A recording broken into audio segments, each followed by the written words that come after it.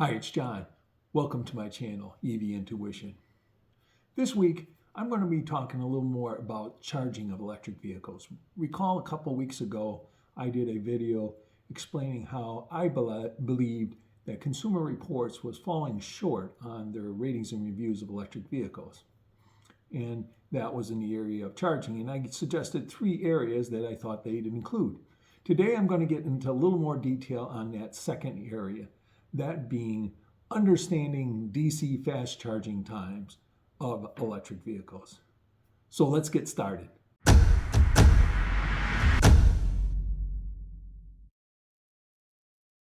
Before I begin today, if you like the content that you see here, please subscribe to my channel.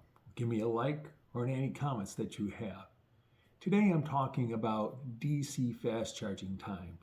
This is one area that I suggest that you know about a particular electric vehicle, the one you have or the one that you're looking to purchase. When I suggested this as an addition to Consumer Reports evaluation, what I suggested was that they choose a standard of time, and that typically is a range of the state of charge that you're charging from and to. What you'll find out in the industry today, if you're looking at different vehicles, is that the audio manufacturers don't have a standard. They don't put this time in. Some do, some don't. Some put 10 to 80% state of charge time. Some say 5 to 80%. Others will give you other values of charging time, like how many miles that you'll charge in so many minutes. So there's just too many metrics out there, and we really need to standardize on one to compare. And that's my suggestion to Consumer Reports. And I suggest that since they're a big organization, they can set the standard. And my suggestion was 5 to 80% state of charge. It can be 10 to 80. Those are probably the 2 common ones out there. But I suggested that they perform it on all vehicles and use that as a matter of comparison and show that in their results, in their ratings and reviews of vehicles. Now, the key thing that I want to point out is, why is fast charging time important? And first of all, I mentioned 3 areas.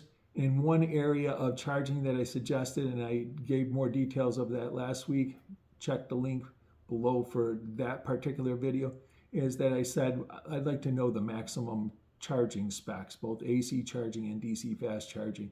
And I talked about that. But an even more important thing than the speed of charging is the time it takes to charge.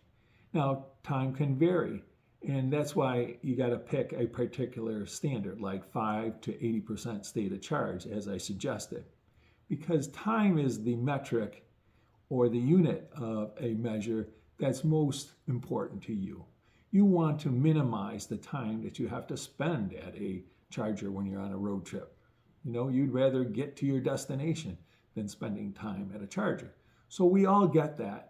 And that's why charging time, DC fast charging time, is important, because that's done on road trips, and very often you're going to be waiting at that charger before you continue onto your trip, and you're going to be waiting can be a fair amount of time depending on the vehicle, and that's what we want to know. So this is a key metric, very important to know. And the second thing is, by establishing a metric like 5 to 80% state of charge, the time to do that, you can do a very good comparison between vehicles. Now, where DC fast charging gets complicated, and why last week's metric, that being the maximum charge rate, like knowing how fast the DC fast charging can occur at, for example, maybe your vehicle charges at 250 kilowatts. Well, what's that mean to you? Speed is important, but the other problem about maximum speed is it may only last for a small amount of time. As I've mentioned in other videos, DC fast charging in electric vehicles follows a particular curve for each model of a vehicle, and that curve helps determine the real time. So I'm showing you some examples of charge curves, that how different electric vehicles differ in their charge curve. And you'll notice that the trend is that at lower states of charge, they are at their maximum charge rate. But as they get closer and closer to 100% state of charge, that charge rate decreases, and significantly as you're getting very close to 100%. And notice that these charge curves differ in how quickly that charge speed drops off. So that makes it difficult for you to understand, well, what's all this charge curve mean to me? And that's why boiling it down to a specific time it takes to go from one state of charge to another state of charge will establish a very good metric and something you can compare things at. Now, the other thing that I want to mention is that the other companies, for example, MotorTrend has done a decent job in looking at some of these. I'm showing you now an example of an article that the results of an article that they put out that I've included here, the link to it, of the top fast charging, DC fast charging vehicles that they found. And there's the list. And they do a 5 to 80% charge time. And they also do a 5 to 100% charge time, though you can see how